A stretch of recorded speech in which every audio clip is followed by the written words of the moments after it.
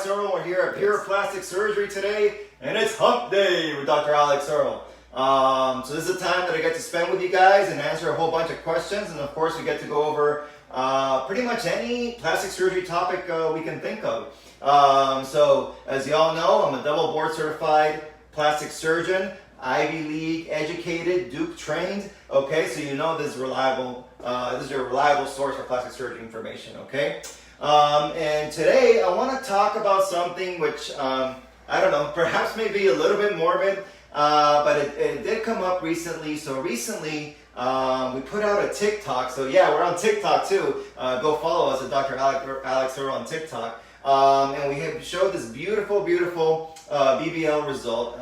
It went viral, something like 340,000 views, over 1,000 comments. And as we started scrolling down through the comments, there was a lot of misinformation there regarding the safety of BBL. Okay, there are people writing things such as, "Oh, I wouldn't, risk 50% chance of dying for a buttock." Or things like that, like why would you risk dying and all these things. So came to notice that there's a lot of misinformation out there. Also recently, one of the doctors from Botched, Dr. Dubrow, I believe is his name, put out a video also kind of talking about the dangers of the BBL. And it turns out that all this data that they used for that video, which scared a lot of people, to be honest, is outdated. Okay, it's outdated data. It's not the newest data, and it's coming from someone who, as famous as he is, as great as the show is, and everything else,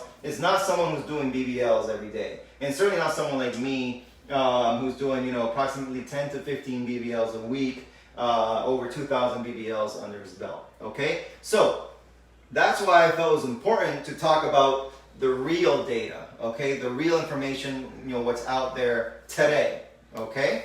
All right, so in order to do that, though, we do have to go back in time a little bit and kind of discuss, why are people so scared? Why is Dr. Dubrow talking about it and things like that, okay? So the reason is because up to about fairly recently, okay, up to about 2017, okay, the data that had come out regarding the BBL was not good, okay? There's some studies that come out around that time, and the conclusion was that the mortality rate for the BBL was about approximately 1 in 3,000, okay?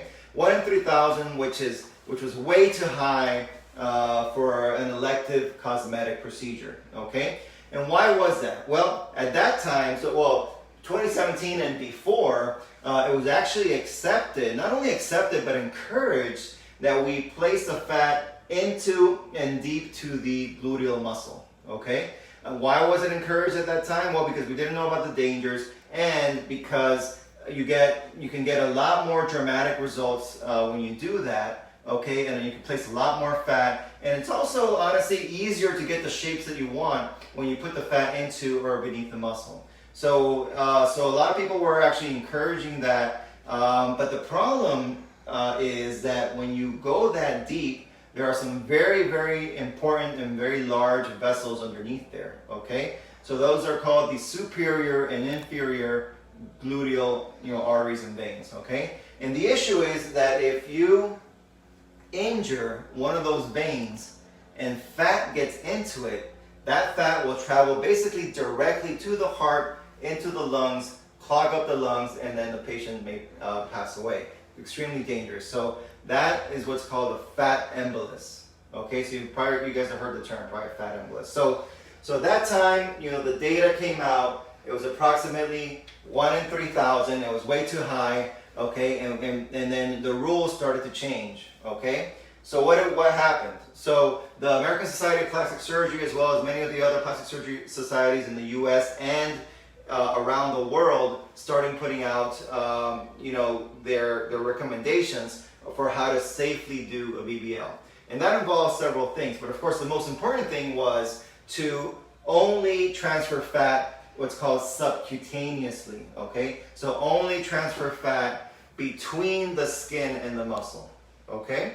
And then along with that, they recommended using a certain size cannula. It had to be 4 millimeters or greater. So you don't want to use small, thin cannulas. You want to use a bit bigger cannulas. That the tip of the cannula should be blunt, okay, and that it has only a single hole by which you're placing the fat, okay. So,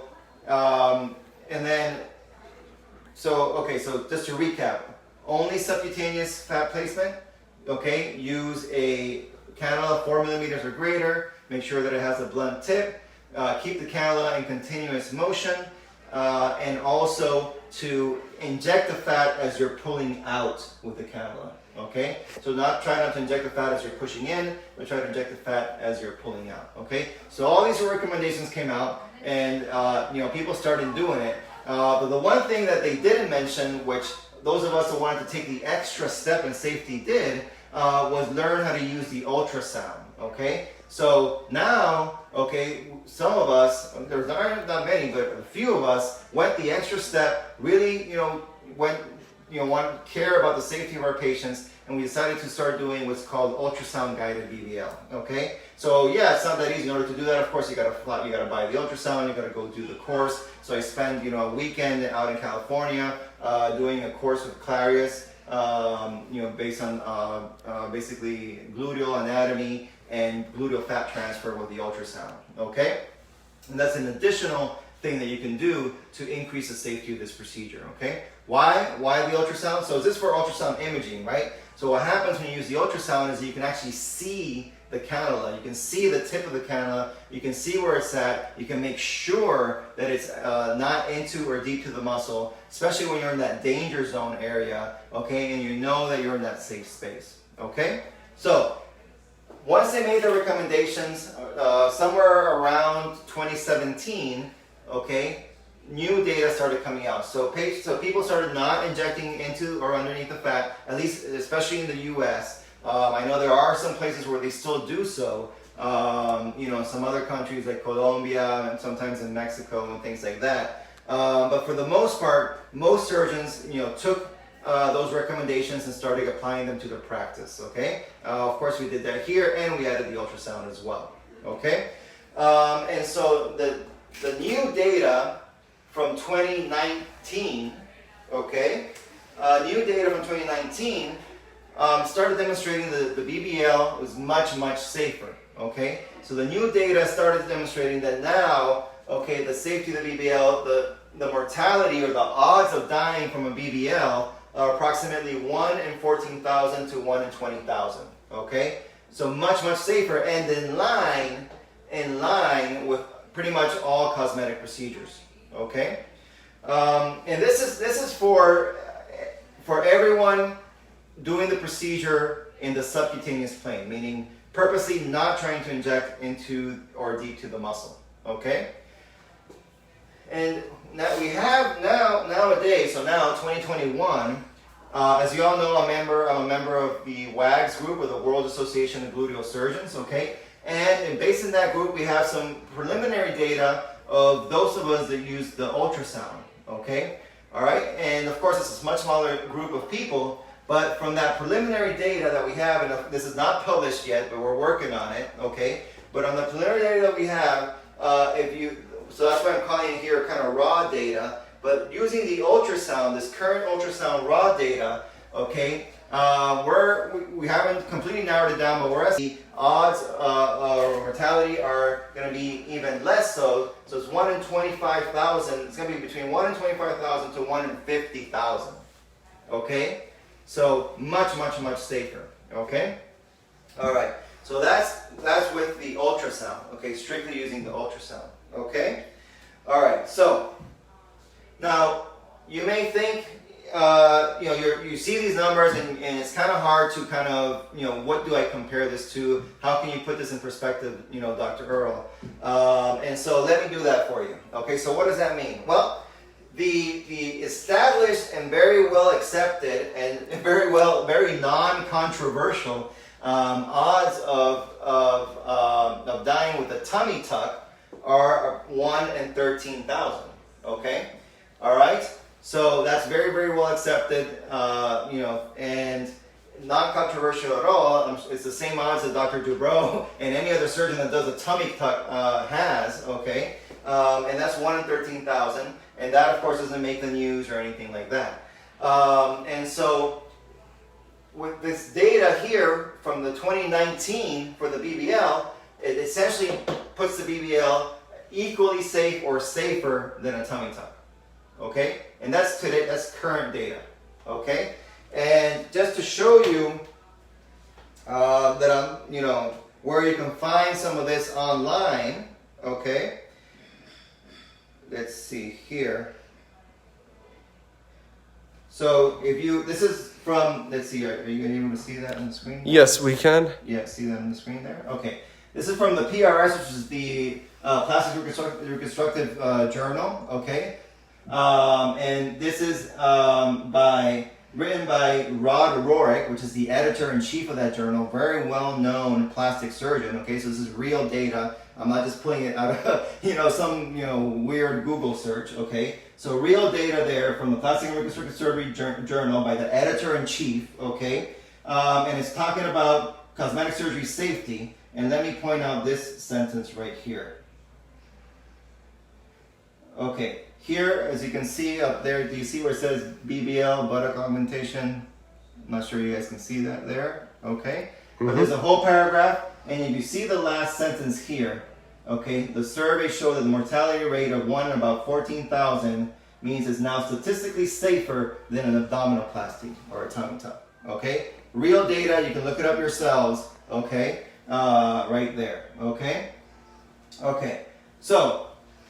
Is there any way we can link this in case anybody wants to? Yeah, so, that's a great idea. I know it's hard to see here on the live. So, yeah, we'll get the links for you so that you guys can kind of, look it up, look at the data yourselves, okay? Thank you. Yeah, that makes sense. Instead of me trying to hold this thing up here. No, right? talk, thank. Yeah. Okay, but let's further put that in perspective, because now we may have people watching this and they're like, oh damn, tummy tuck, 1 in 13,000. Now I'm scared to do a tummy tuck. Okay, here, let's put this in actual perspective. Okay, and this is, I know when I started, I said it might be a little bit of a morbid subject here today, but I want to put things in perspective because people often don't think about these things. Okay, so now we're going to go to a different site. Okay, it's called Injury Facts. Okay. And it talks about the odds of death from different things, okay? And this is data from 2019. This is 2019 data, okay? And on there you have a table that gives you basically the cause of death and what are the odds of dying, okay? And if you can, I'll try this one more time, but I'll give you guys the link as well. So lifetime odds of death for selected causes in the U.S. for 2019, okay? Of course, the number one killer in the U.S. is heart disease, and the lifetime cause of death for that, the odds of dying are 1 in 6. Extremely high for heart disease. Of course, eventually we all have to die of something, right? So the number one killers are heart disease, cancer, respiratory disease, okay? And then after that is suicide. All right, what do you guys think is the odds of death of an opioid overdose? You all know we're in an opioid crisis, right? People are doing, heroin. And even fentanyl has made it out to the streets, okay? Anyone want to guess? How many deaths of... Odds of dying from opioid, yeah. So, right now, today, it's higher than from a motor vehicle crash, okay? Wow. It's about 1 in 92, okay? 1 in 92 from opioid, okay? Now, motor vehicle crash, right? We hop in our cars, we drive around every single day, right? Every single day we drive around. The odds of death or motor vehicle crash are 1 in 107. 1 in 107. Okay? Odds of dying from a gun assault, 1 in 289. So we're not even near any of these numbers just yet. Even when the BBL was terrible, we're not even there. Okay? Drowning, 1 in 1,100. Okay? Alright, what's the next? Oh, bicycle. You guys are a cyclist? I'm a cyclist. I have a road bike. I go out, I do 25 miles or so on the weekends. What are the odds of death of a bicyclist? 1 in 3,825. Okay? So 1 in 3,825 from riding your bike outside. Okay? So So I just want to kind of, it really puts things in perspective. So once we start getting close to, say, any of these numbers, it's like really, really odd events, like, odds of dying from, electrocution or a sharp object, which is really, really random. This sharp object, 1 in 29,000 dying from a sharp object, okay? A cataclysmic storm, say, for example, a hurricane. We live in Florida, okay? So we get hurricanes. Some of you might live, where you get a lot of tornadoes, things like that. Odds of dying in a cataclysmic storm are about 1 in 58,000, okay? So not until you get to like the really rare event of dying in some like hurricane or tornado do we start getting to, some of these numbers here, okay? And then for those of you that are afraid of flying, this is just to say it out there. What it says here, passenger on a plane, there are too few deaths in 2019 to even calculate the odds. Wow. Okay, it's extremely rare. I know a lot of us are afraid of flying, and believe me, when that plane starts jumping around, I get jittery as well. But it's an extremely rare event, okay? All right, so I hope that kind of puts things in perspective. I hope that I kind of reset, some of the rhetoric out there, because Dr. Dubrow, I'm sorry, but he's not doing anyone any favors, and the data that he's using is outdated. He's using his fame and his clout to put out data out there, which is not current data. It's outdated, and it's really not what's going on today. But having said all that, okay, and here's the important part, okay? Having said all that, if you go to the wrong person, you go to someone because you want this super vixen look in one round, and you actually put fat inside your muscle or deep to your muscle, okay? Then you're back to this, okay, which is way too high. You don't want that, okay? You go to let me put it this way. Would you ever take your mom or your dad to have a heart surgery, okay? A bypass, a coronary artery bypass, a heart surgery. Would you ever take them to a pediatrician to do that? Right? Absolutely not. Would you even take them to me? Would you take someone to me to do their heart surgery? Absolutely not. And I'm a super well-trained surgeon, but I'm not a heart surgeon, okay? So why would you go to a gynecologist to do your liposuction or BBL? Why would you do that, right? It makes absolutely no sense, okay? You should go to a double board certified or board certified plastic surgeon who is trained in the procedure, who thinks about patient safety, who uses the ultrasound, who has the experience, thousands of BBLs under the belt, okay? Then you're talking about here and not up here. What about board eligible? So board eligible, of course, yeah, that means that board eligible plastic surgeon, right? Finish the sentence. Mm-hmm. Okay, so board eligible plastic surgeon. Yes, they went through the training, okay? They did procedures during their training programs, okay? They talked about the safety. They talked about the methods that need to be used to be safe, right? Such as using, some things I just mentioned, stay subcutaneous, use the cannula 4 millimeters, use a blunt tip, single hole, always in motion, push the fat on your way out. Okay, all these things have been taught. Okay, so they know about these things, okay? And especially if they're under the guidance of someone who has a lot of experience. Okay, so then that's okay. All right? But you got to finish that sentence, right? You can't just say board eligible pediatrician. That's no good. Correct. Okay? All right. So what about somebody, because we know that you're pretty strict on your health standards. If you want a patient that's healthy that can undergo this surgery, what about someone who's in their late 40s with hypertension? Is this surgery still a possibility? Yeah, so late 40s, you have a diagnosis of hypertension, but it's controlled. That's the key there. It's controlled, then you are eligible for the surgery, okay? So simply the fact that you have hypertension or that you have, say, diabetes, or the other most common one is, say, a thyroid issue, okay? That's okay as long as it's controlled, okay? So if you're on your medications and your blood pressure is under control and you have your clearance from your PCP, then it's okay to go ahead and have surgery. My mommy makeover is scheduled for October, and I just found out that I have an epigastric hernia, which I will be having removed. Any concerns with my surgery? No, especially if you're getting it fixed, okay? So if you're getting it fixed, then that's great. So once you do that, a lot of times they can do that now. They'll do it laparoscopically, meaning they'll use very, very small incisions. you'll be able to recover and heal faster. And then after that, having the mommy makeover should not be a problem. Remember, when we do the tummy tuck aspect of the mommy makeover, we stay fairly superficial, right? So the dissection is above the muscle, right? The rectus muscles or the abdominal wall muscles, okay? So we're doing that superficial dissection. We're never kind of in the abdominal cavity where the organs are, where an epigastric hernia would be. So it would be perfectly fine, especially once it's fixed.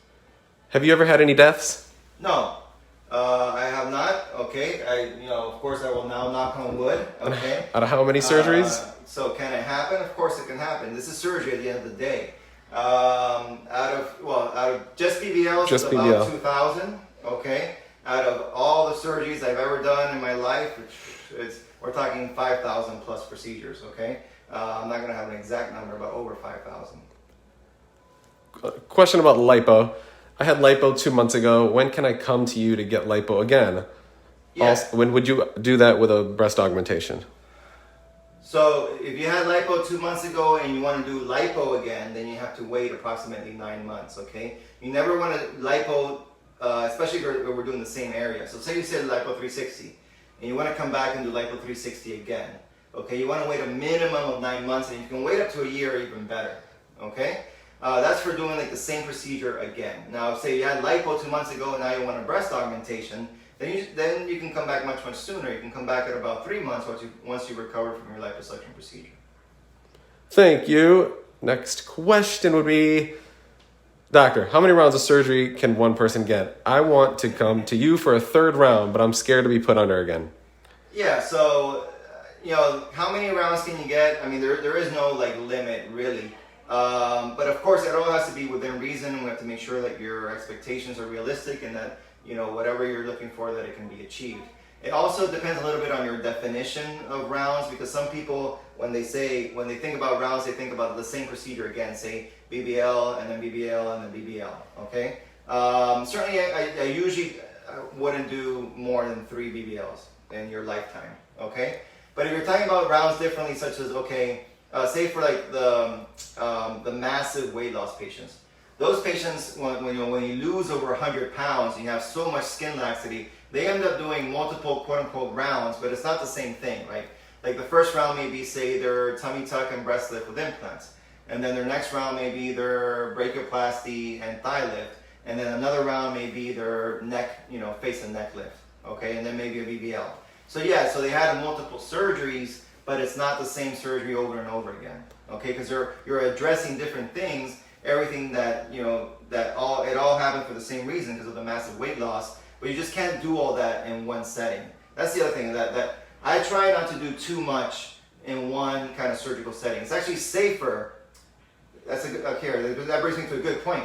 It's actually safer to separate things out and have shorter surgeries, but more of them, okay, than to have one huge, extensive, long surgery. Okay, so you guys get that? It's safer to stage surgeries, okay, than to have one huge, multiple surgical events. That's great information. So would you say, in a case of a mommy makeover, would it be best to get a tummy tuck and then a breast? So yeah, so everything within reason. So I do it more by like time under anesthesia, and then of course what can I expect kind of the blood loss to be and the recovery to be. So again, there's no cookie cutter, right? But very commonly we can combine the breast and the tummy tuck. That's extremely common. It typically takes us, certainly less than 3 hours to do so. So I don't even put a Foley in a patient for that procedure, okay? Because we're so efficient with it. So it takes us less than 3 hours. Blood loss is very minimal when you're doing the breast lift, implant, and tummy tuck, okay? So that's a very reasonable thing to do. Sometimes if we have a patient where, say they're very, very healthy, they're young, and it's mostly just a skin operation, like their BMIs are actually, under, 28 or so, certainly under 30. We'll add an arm lift to that. So we'll do the arm lift, breast lift, implants, and the tummy tuck, okay? And that may take us about 3 to 3.5 hours, okay? A little bit longer there, but it's still within reason, okay? So those are okay to do.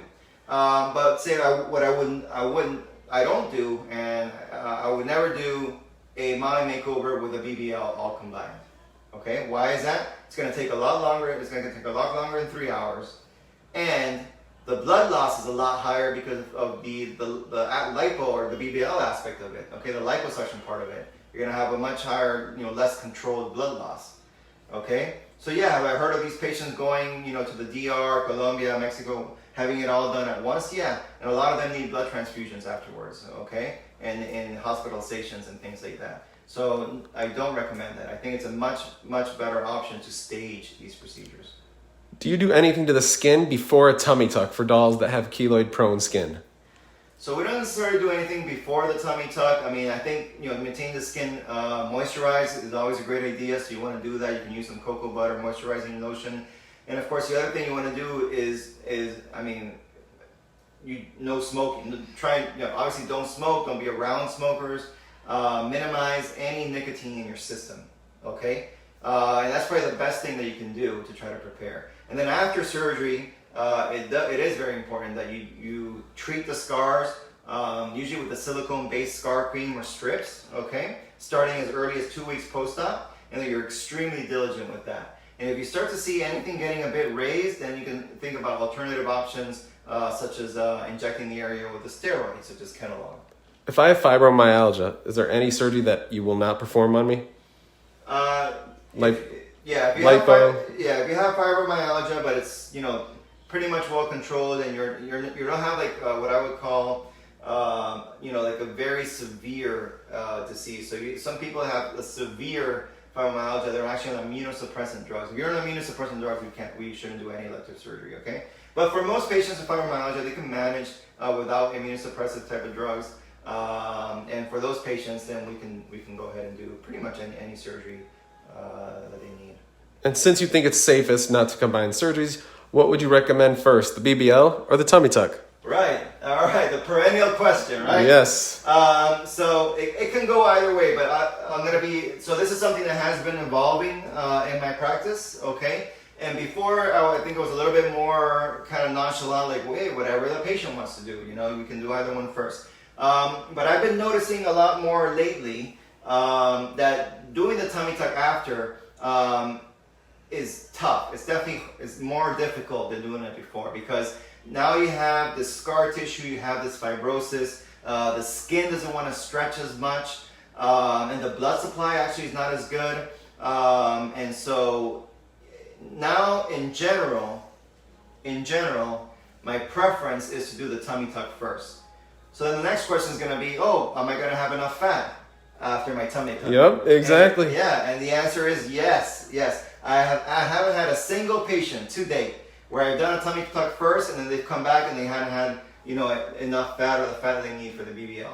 Okay, not a single one. But I have had patients that have done their BBL first and they come back for their tummy tuck and I can't get that skin to really stretch the way I want to, and sometimes I have to leave that little vertical incision at the bottom because I can't get the skin to stretch all the way down and things of that nature. Okay, and so.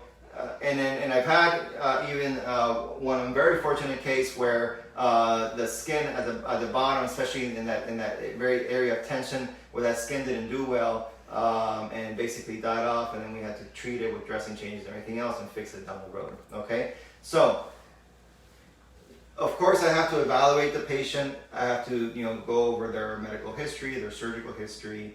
Go over the photos. If we're doing a video, go over the video, discuss with the patient. Again, there's no cookie cutter surgery, okay? But for the most part, I think it's a better idea to do the tummy tuck first and then the BBL. You will have enough fat, and the other concern is, well, will my skin get loose again? Is the other concern.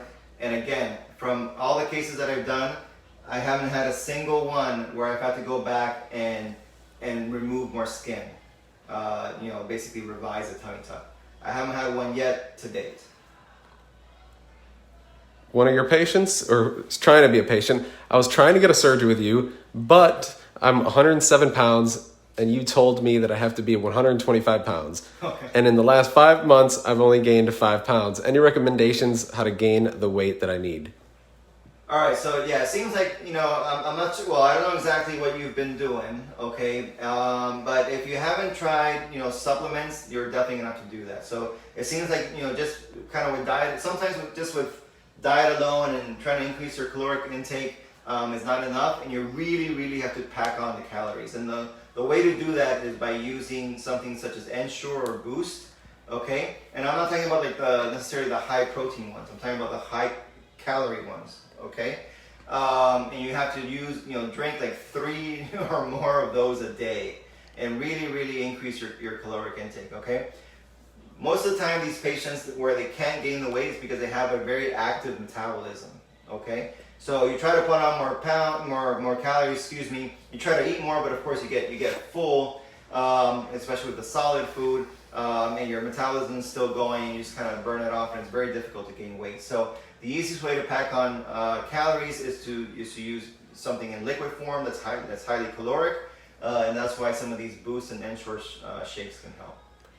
Hi Doc, I'm scheduled for surgery for Lipo 360 in March. Will it be aggressive? Will it be aggressive? So the answer is yes and no. Okay. Will it be aggressive? I think certainly it will be aggressive to the point where it's still safe for you. Let's put it that way, okay? So what does that mean? Well, there's a few things. Number one, we do have rules here in Florida. So, the max amount of fat that we can remove is 4,000 cc's. So once we get to that level, then we're pretty much done. We can't really, remove much more than that. So that's one rate limiting step there. Will it be aggressive? Well, remember, you guys probably seen a lot of my talks, and you've probably seen my talks on lipo burns. Remember that talk? Okay. When you're overly aggressive, you remove too much fat and you leave the skin too thin, okay? The chances of a lipo burn are much, much higher, okay? So I like to leave about 1 centimeter of fat underneath the skin to try to minimize that risk. It's never zero, but to try to minimize it, okay? We have some surgeons here in Florida which are quote unquote considered the aggressive surgeons, or actually I've seen many, the same like the Dominican Republic as well, considered aggressive surgeons, and their lipo burn rate, I mean, it's like 50%, okay? Which is ridiculous. It's way too high, okay? So am I gonna contour your body? Yes. Am I gonna, turn things from straight up and down to an hourglass shape? Okay, a nice upside down heart shape from the bottom? Absolutely. But I want to do it in a way where I'm also trying to minimize any potential complications for you. All right, real quick, preeclampsia. Would you perform surgery on somebody who suffers from preeclampsia? Well, I mean, presumably they had the baby and the preeclampsia has been taken care of. So preeclampsia is something that typically happens during pregnancy, and most of the time, once they've had the baby, everything that's related to preeclampsia, settles down and all those symptoms go away. So theoretically, you've had the baby. I would definitely wait probably 9 months, maybe a year. But at that point in time, everything is completely normalized, and you're doing well, then it should be okay. Can you repair a hernia while doing a tummy tuck? Yes, that is the time to repair a hernia. So if you're doing a tummy tuck, we can repair umbilical hernias, small ventral hernias, we can repair all those, okay? What we don't do is repair a hernia at the time of liposuction or BBL, okay? So if you have a hernia, especially a significant hernia, then it's best to get it repaired before your liposuction or BBL procedure. If you have a small, belly button hernia, a lot of times we just kind of, we work around it, okay? It's not, but if you have any, significant hernia, whether it's a bigger belly button hernia or a ventral hernia, all those should be fixed prior to any liposuction procedure. Hey doc, I'm one of your patients. Like I said, can you have a third BBL? Yes, you can. That's pretty much my limit. I don't go beyond that. In order to really, give her a good recommendation, I would have to, of course, go through her history and her photos, see, what fat stores she has left, where the fat is, and what the buttock is looking like currently, to determine if we can then, reshape it into something that she's going to be more happy with. Okay, but it's a very good question, but it's a very individualized question. So I really have to do an individualized assessment to determine whether I think that she has enough fat to work with. What's causing, what are the issues causing her buttock to not have been round for the first 2 BBLs, and whether I think we can do something to change that. Does cellulite get worse with liposuction, and does it improve with the fat transfer to the buttock? So cellulite tends to stay the same. Okay, so BBL or fat transfer is not a cure for cellulite. Okay. And for most patients, for the majority of patients, the cellulite will remain very, very similar after liposuction BBL. Okay. For some patients, it can get a bit better. It can improve. Okay, but this is not the majority. I say this is a minority of patients. Okay. So say something like 15% of patients will have some improvement. Okay. And then I've seen a very, very small cohort, somewhere in like the 1 or 2%. Of patients where the cellulite actually got worse. Okay, so but overall for most patients the cellulite was going to remain similar, because BBL is not a treatment for cellulite. What is a treatment for cellulite? Right now there's 2 that are worth even talking about. Anything else is just bogus. Like, don't even waste your money. Okay, the 2 that are worth talking about, one is Sulfina, and the other one just came out recently. It's called Quo, QWO, which is an injectable. Okay. So those are the 2 ways to treat cellulite. Thank you for that. All right. Doctor, can you explain what type of stitches you use for muscle repair after a tummy tuck, and are they there forever? Yeah, so for muscle repair during a tummy tuck, we use a very large suture. It's a number 1, it's called a number 1 looped PDS, if you want to look that up. Number 1 looped PDS, okay? So it's a fairly thick suture, it's a very strong suture, and it's a double suture. It's almost like you're doing 2 rows at once, okay? And the great thing about that suture is that it's incredibly strong, but it doesn't last your entire life, okay? Eventually your body will break it down, but by the time your body breaks it down, all the scarring has occurred, okay? So it's a very strong suture. It'll allow your body to heal. It'll allow for everything to scar down the way that we want it, and then eventually it will degrade. So I think it's the best of all worlds. All right, I know you have time for a few more questions. Do you work on patients with illnesses such as sickle cell? So not sickle cell disease, okay? So we don't work on patients with sickle cell disease or many of the other kind of blood dyscrasias or blood diseases, okay? If sometimes you have like a very mild thalassemia, but your hemoglobin level is 12 or above, we can work with that. But for most patients with the blood dyscrasia, we don't offer surgery. Now, if you have sickle cell traits, okay, but your blood levels and everything else is okay, then you are a candidate for surgery. All right, we have a good question. Out of these procedures, can you tell us what you can combine in one surgery? Okay. Arm lift, breast augmentation, thigh lift, and chin lipo. Okay, so arm lift and breast augmentation can definitely, arm lift, breast augmentation, and chin lipo could all go together. Oh. The one that I would take out from that group would be the thigh lift. I don't like combining a thigh lift with anything else. Okay, why is that?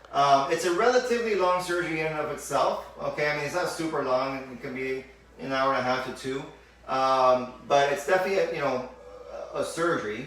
And the recovery for thigh lifts are tough. That's something that you have to know. Like, when you commit to a thigh lift, you're committing to a tough, 6 to 12 week recovery period. Okay, why is that? It's an incision that tends to sometimes open up. It's an area where you can have seromas that need to be drained, where you have wounds that are open and that need to be treated. It's just a very, very tough recovery. So I don't like to combine that with anything else. Can you still lipo the umbilical area with mesh? If so, is it concerning while doing it? For the most part, you can, okay? And it also depends a lot on how that, so the mesh is typically used for hernia repair, usually like a ventral hernia. And also it depends how that hernia was fixed, okay? So especially if the hernia was fixed laparoscopic, typically that means that the mesh is underneath the abdominal wall. So you have skin, fat, your muscle, which is your abdominal wall, then mesh, then your abdominal cavity, okay? That's typically the way that a laparoscopic hernia is repaired. If the hernia was repaired open, meaning they made an incision, okay, and then yes, a lot of times then you have skin, fat, mesh, the mesh is on top of the abdominal wall, and then your abdominal wall and your abdominal cavity. Either way, typically that mesh is right above the abdominal wall, and we're dealing with liposuction, still that fat that's between the skin and that mesh or abdominal wall, so that fat in between there. So for the most part, it's quite safe to do that. Let's see if I can pronounce this. Can I have surgery if I have pleural effusion? Okay, so pleurisy probably? Yes. With pleural effusions? Yeah, there it is.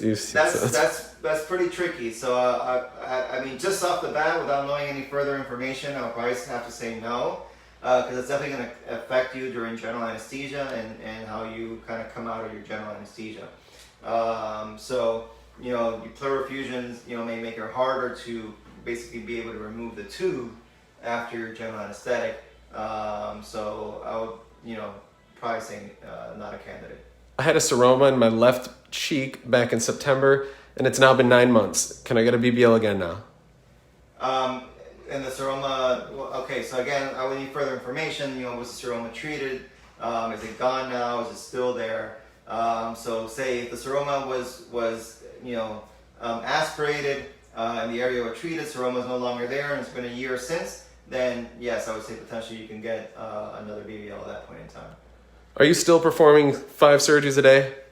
Yes, so that's the limit, and we're also pretty booked up, so that tends to be the day. Yes. All right, and I guess we have time for, I mean, we're past your 6 p.m., so one more question. All right, let's do it.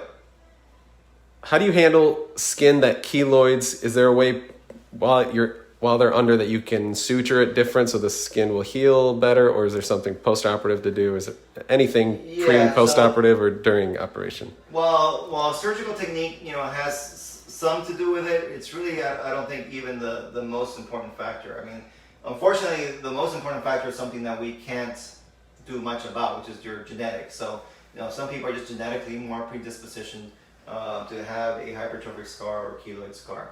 And that's why, like, even something that, say, doesn't require suturing at all can develop into a bad keloid. Like, someone that has a bad genetic predisposition can just simply get a earring, you know, the stab in the earlobe for the earring and develop a huge keloid, okay? So while surgical technique may have something to do with it, really it's not the biggest factor. So what can be done? So what can be done is mostly post-op. What can you do post-op to try to minimize the risk, okay? And so that is starting to treat the scar at 2 weeks post-op very, very diligently using your silicone-based creams or your silicone strips, okay? And really doing, you know, and doing massage to the scar twice a day, every single day without fault for up to a year, okay? That's something that can definitely be done. The other thing is to identify a problem early. So if you feel like there's an area that's becoming hypertrophic, an area that's becoming raised, to identify it early and to try to treat it, perhaps with, say, like a Kennel log shot before it becomes, you know, too out of control. Once it kind of becomes like too large and out of control, then at that point you kind of have to do a reset, which means a scar revision. Scar revision is essentially cut out the keloid, put things together again, and start all over. Okay? But if you do that alone, the chance of the keloid coming back is still fairly high, somewhere about 50%. If you add steroids, you can drop that rate down to about 30% or so. And then the other thing that sometimes needs to be done, but of course we couldn't do it here, and this is kind of a last ditch effort. Sometimes you can do radiation to the area. But again, that's something typically more like done like in a hospital setting.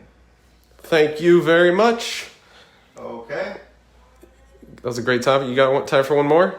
Sure. Here we go. Last one. Hump day. Let's see if you can get this. All right. All right. Or if you've even had this case, what do you think about a BBL reduction to reshape the buttock smaller? Yeah. Okay. That's actually a great question. I'm glad we got to it. So we've been seeing a lot of this lately. So It's, the general term is BBL reduction, but really I think a more specific term is basically BBL reshaping. Okay, why is that? So back in the day, back in the day, but a few years ago, the look that a lot of people were going for is different from the look that people like today. So a few years ago, very dramatic, very surgical, some people call it fake looks were in, okay, for the BBL. And so what did that mean? That meant these like vixen looks, a lot of lats, okay, and a lot of projection that was up high. So a shelf booty with lats and high projection, and that's what people were kind of asking for, and that's what people wanted. But it turns out that it's really not a great look for the long term, and it's definitely not a natural or enhanced natural type of look at all. It's a very surgical look. Okay, so nowadays, a few years have gone by. Now we're 2021, and we're getting a lot of patients who now want to basically do a buttock reshaping into something that it's beautiful, it's enhanced. You can perhaps call it a soft vixen look, but it's not those high shelf, high lat, all the fat in the top type of booty. So they'll come back for a reshaping, and typically what we need to do is we have to do a few things, but we turn the shelf into a slope, okay, and we reduce down the lats, okay, and then sometimes we do have to give a bit more fat into the lower booty and a little bit of the hips, so that we go from that kind of squarish, kind of fat up top type of look to a much more, what's our signature look here, a much more kind of beautiful upside down heart type of look, okay? And when we do that, sometimes if you want to reduce the amount of projection a little bit, we can do that as well. So again, it requires both things. So it's not only lipo, but it requires a lot of lipo and some fat transfer to try to completely change the shape of the buttock and reduce the buttock some. So like I said, so we use the lipo to turn the shelf into a slope. We do lipo to turn to shave down the lats. So instead of having that kind of square wisdom tooth type of shape up top, we want a more natural kind of coming into the waist for the upside down heart look. Okay, and then we add fat a lot of times to kind of the lower half of the booty and a little bit to the hips to round them out. And then if the projection, if the patient feels the projection is too much, we can do a little bit of lipo to decrease the projection there. So great question. We're getting more and more patients like that. Thank you. That was a great live. So I know you got to go home, go eat dinner. That's right. All right, awesome. Well, I hope this was very, very helpful. I hope you guys, really take this updated information to heart. We'll give you those links, okay? So you have that. So in case you want to research it yourself, look it up yourself, okay? And yeah, we need more updated and objective data out there regarding the BBL. Okay, everybody. Well, I will catch you guys next week, okay, on Hump Day with Dr. Alex Earl. I'll see you guys later. Ciao.